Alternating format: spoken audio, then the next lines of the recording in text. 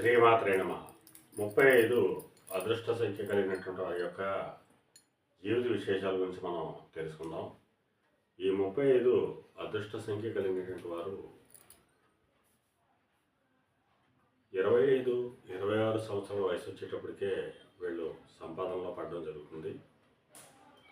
అత్యంత వేగంగా వీరు ధనవంతులు అవుతారు. పేరు ప్రతిష్టలు కూడా చాలా వేగంగా సంపాదిస్తారు. కొంతమందికి 25వ సంవత్సరం అనుకున్నది కొంతమందికి 35, 40 కూడా రావచ్చు.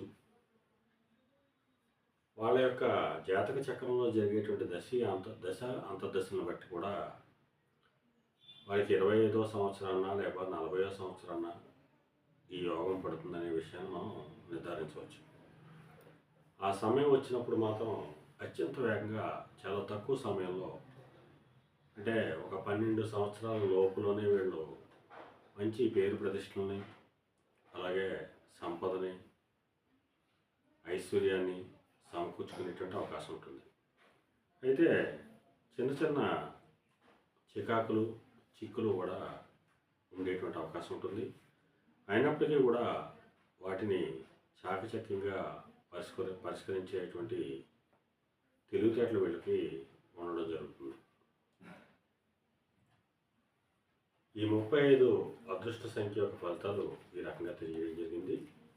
శ్రీమాత్రే నమః.